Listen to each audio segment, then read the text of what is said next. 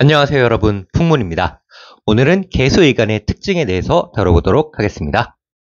개수는 10천간 중 마지막 10번째 글자에 해당합니다. 그리고 음간의 글자에 해당해요. 임수가 양간의 글자입니다. 물상으로는 비, 샘물, 구름, 안개 등이 있습니다. 오행 중에 음의 수기운에 해당합니다. 임수가 양의 수기운을 가진 글자죠. 자, 그럼 다른 블로그나 유튜브에서 떠들어대는 개수일간들의 잘못된 특징, 미신들 어느 게 있는지 한번 살펴보겠습니다. 처세술에 능하다, 음흉하고 배신을 잘한다, 계산적인 이기주의자, 이중적이다, 뭐 이런 것들이 있는데요. 다 거짓말입니다. 미신이에요.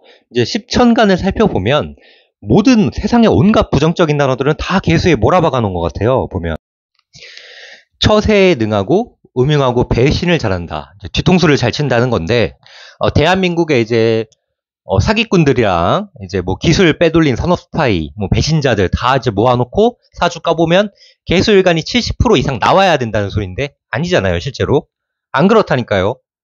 다 다른 일간도 다 다양해요. 배신자들은, 이 통수 치는 사람들은. 개수일간의 특징이 아닙니다, 이거는. 근거도 하나도 없어. 그냥 개수가 나쁘대. 욕하기 위한 욕함, 비난을 위한 비난일 뿐인지. 심각하게 고민이 됩니다. 그리고 계산적이고 이기주의자다, 이중적이다. 제 지인 중에서도 엄청 오래 만난 개수일간 분들이 몇 계신데요. 전혀 이렇지 않아요. 계산을 하되 다른 사람과 내 몫을 확실하게 계산합니다. 서로한테 피해 안 가도록. 굉장히 합리적인 분들이에요. 이분들 다른 사람한테 민폐 끼치는 거 정말 싫어합니다. 욕먹는 거 싫어하고요. 그리고 이중적이지도 않습니다. 뭘 보고 이중적이라는 걸까요? 다른 일간들도 이중적인 사람들 굉장히 많고요. 이것은 개수일간만의 특징이 아닙니다, 여러분. 실제로 개수일간들이 진짜 이런 특징을 다 갖고 있으면 지금까지 몰매 맞고 죽었죠. 지금까지 어떻게 무사히 살아있겠습니까? 통수 치고 다니는데 다 도망 다녀야죠. 안 그렇습니까? 이런 유언비어를 퍼뜨린 사람이 과거에 개수일간한테 크게 한번 당한 적이 있나 봐요. 통수 한번 크게 당해서 이를 바득바득 깔면서 이런 이신을 유언비어를 퍼뜨린 게 아닌가 싶어요. 믿지 마세요. 자, 개수는 간목을 만나면 나무에 비가 내려 적셔주는 형세이므로 나무를 잘 키울 수가 있다. 말 그대로입니다. 나무나 풀, 모든 식물은 비가 내려야죠. 그 물을 먹고 살기 때문에. 따라서 재능을 일찍 발굴하여 진로를 살릴 수 있다. 개수는 을목을 보면 꽃에 비가 내려 이슬이 맺힌 형세이므로 을목에게 최상의 환경이 되어준다. 당연합니다. 이것도. 꽃이나 약초나 이런 풀이기 때문에 이슬을 먹고 살잖아요. 이분들은. 그래서 이 풀한테 비는 굉장히 중요해요. 이것을 고서에는 이화춘우라고 표현하고 있습니다. 백꽃이 봄비에 흩날리다. 이 이자가요, 여러분, 배나무 이자입니다. 이화, 즉 백꽃이 봄비에 흩날리다라는 의미의 표현이에요. 따라서 이화춘우가 되어 있으면 재주를 세상에 널리 알리게 되며 부귀한다. 개수는 임수를 보면 임수의 덩치만 키워주는 격이니 재물을 잃게 되고 경쟁에서 패배한다. 바다는 비에 젖지 않으니까 개수가 이제 임수를 어떻게 이겨먹기는 쉽지 않습니다. 하지만 꼭 이렇게 임수가 도움이 안 되는 건 아니고요. 원국에 따라서 도움이 되는 경우도 있어요, 여러분. 모든 음간들은요, 여러분, 양간을 이용할 줄 압니다. 모든이 아니죠. 정화를 제외하고, 정화는 병화를 절대로 써먹을 수 없어요. 내 존재 자체가 사라지는 거기 때문에. 을목 같은 경우에는 등라개갑으로 간목을 이용하고요. 개수 같은 경우도 천진지양으로 이제 자기 덩치를 이제 키우는 거죠. 임수를 이용해서. 그렇게 이제 원국에서 헤쳐나가는 방법이 또 있으니까, 걱정하지 마세요. 개수는 개수를 보게 되면 폭우가 되어 내리니 흘러 넘칠까 두렵다. 개수가 두 개면 이제 비가 더 강하게 내리는 겁니다. 장맛비처럼. 이 경우에도 원국에 따라 그 기륭을 달리 봐야 한다. 예를 들어 조열한 사주의 경우에 개수가 이제 하나보다는 두 개가 있는 게 훨씬 나한테 유리하겠죠. 개수는 병화를 보게 되면 해가 떠오른 것이니 봄비가 되고 구름이 되어 경관이 빼어나다. 흙은 찰이다. 비가 오는데 해가 뜨면 비가 그치지 않느냐 이런 분들이 있는데 그거는 병화의 입장에서 나쁜 거고요. 개수의 입장에선 나쁘지 않습니다. 봄비는 화창한데도 내려요, 여러분. 병화는 재성에 해당하기 때문에 재물, 금전 감각이 뛰어나며 재복이 있다라고 해석할 수 있습니다. 개수는 정화를 보게 되면 서로 죽고 사는 문제이므로 원국에서 그 세력을 잘 살펴야 한다.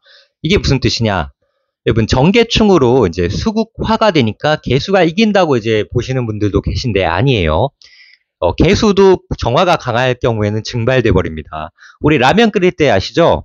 물 계속 끓이고 멈추지 않으면 그 다 물 쫄아서 없어집니다. 그런 개념이에요. 따라서 이 정계충이란 거는 정화가 꺼지느냐 아니면 내가 증발되느냐 둘 중 하나예요. 둘 중 하나는 거의 죽어야 됩니다. 물론 이 두 세력 다 균형을 유지하면서 공존하는 게 가장 베스트겠죠. 예를 들면 개묘일에 정미월 이런 분들은 이제 둘 다 안 꺼지고 둘 다 증발 안 되고 잘 균형 맞춰서 살거든요. 요게 좀 베스트인 경우고 그렇지 않다면 한쪽은 좀 세력이 더 완전히 강해서 하나를 누르게 됩니다. 따라서 개수의 세력이 더 강하다면 천간에 이 비겁이 없을 때에 커다란 재물을 얻어 부귀해진다. 개수는 무토를 보게 되면 산봉우리에 안개구름이 걸린 그림이니 기세가 남다르며 힘이 생긴다. 그러면 개수는 이제 비라고 보통 알고 계시는데 구름도 되고 안개도 돼요. 야, 산에 비 내리면 뭐가 좋냐? 뭐 이렇게 표현하는 분도 있는데 그렇게만 보는 게 아닙니다. 따라서 이 정관을 얻었기 때문에 합으로 조직 생활에 빠르게 승진하며 권세를 얻게 됩니다. 개수는 기토를 만나면 평야에 비가 내려 비옥하게 적셔주는 것이니 토지를 윤택하게 하여 나라에 공을 세우게 되는 것이다. 이것을 고서에서는 수뷴옥토다라고 표현하고 있습니다. 커다란 조직이나 관청에서 공을 세우게 됨을 의미해요.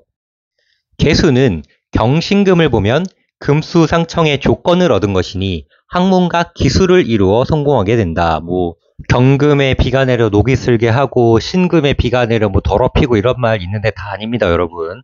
이 금수상청이란 말이 뭐냐면 금과 수가 서로 청하다, 서로 깨끗해진다는 그런 의미예요. 금생 수를 해주고 수도 결국 금을 씻어주기 때문에 서로가 좋다는 의미의 이게 사주 용어거든요. 요게 이제 경신금을 보면 가능해진다는 거예요. 물론 특수한 그 조건이 있지만. 그래서 이 금수일간들은 이 금수상청이라는 단어가 굉장히 중요합니다. 이 성공을, 출세를 하기 위한 조건 중 이제 하나이기 때문에 요게 이제 금수상청이 된다면 성품이 맑고 고드며 출세가 빠르고 부귀하게 된다. 이렇게 됩니다. 실제로 이래요, 여러분. 다만 이제 원국에 경신금이 있다고 무조건 금수상청이 되는 게 아니고요. 이 경신금은 금수상청이 되기 위한 조건들 중 하나입니다. 그 많은 조건들 중에 하나가 딱 되는 거예요. 따라서 이것만 있다고 이제 와, 나 금수상청이다, 나 이제 출세함, 이게 아니에요. 따라서 경신금과 피해를 주는 관계가 아니니 원국에서 잘 살펴야 합니다. 네, 일간론은 그냥 단순한 기본 이론이기 때문에 요거 보시고 실제로 사주통변 하시려고 하면 커다란 오류가 생길 수 있다는 점 꼭 숙지해 주시길 바랍니다. 지금까지 시청해 주셔서 정말 감사드리고요. 좋아요와 구독 꼭 눌러주시길 부탁드릴게요. 감사합니다.